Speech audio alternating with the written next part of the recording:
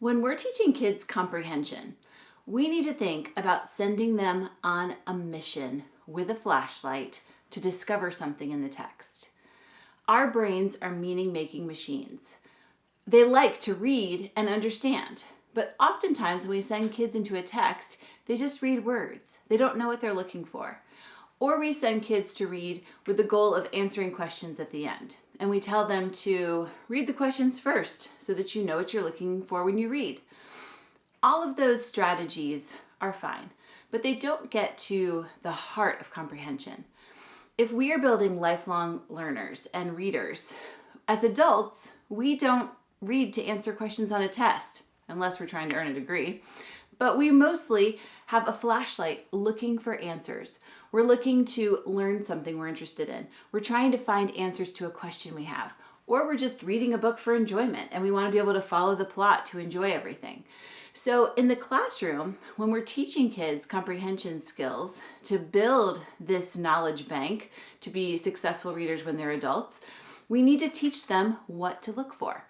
And our brains are set up to see patterns and connections and relationships.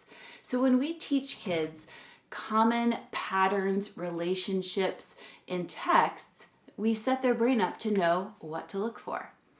Consider having a child read a story. When we teach them to first ask themselves, who are the characters? And what's their goal or problem? What mission are they on? And what are they trying to do to reach that goal or solve that problem? And then in the end, were they successful or not? We're setting their brain up to look for specific things that are a part of story structure so that when they're reading with purpose, they're reading with focus, they're making meaning intentionally to pull out the story and fully understand it.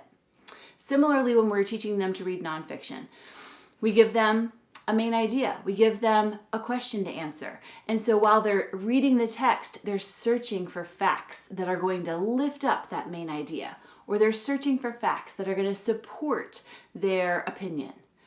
We have to send them on specific missions.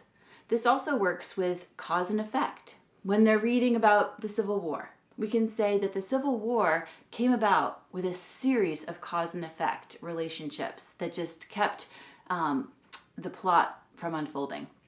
So as you're reading this documentary about the Civil War, I want you to look for cause and effect relationships. What's one thing that made another thing happen?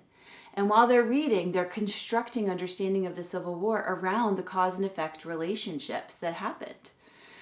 We can teach the brain to think deeply while reading when we give it a specific focus and we match it to a text that lends itself to teaching that skill, so that students aren't distracted, but they know exactly what's expected of them and they can finish the mission successfully.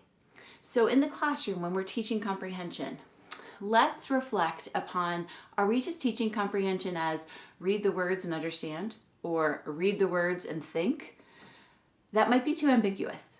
We might need to think more about giving kids a toolbox of flashlights. Their story structure flashlight and what they're looking for, their informational text flashlight, questions of what they're looking for, cause and effect, compare and contrast. All of those comprehension skills have patterns that we can teach our brain to seek and find.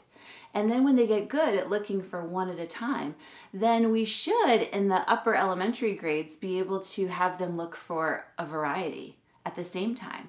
So while they're following the story structure, they're also noticing cause and effect relationships that are making the story unfold. Or they're also doing some character analysis, noticing who the characters are and how they're influencing each other. So in the early grades, we need to give specific focus on one at a time. And then in the upper grades, we need to show them how to use multiple tools at once to think deeper and to capture more meaning from text.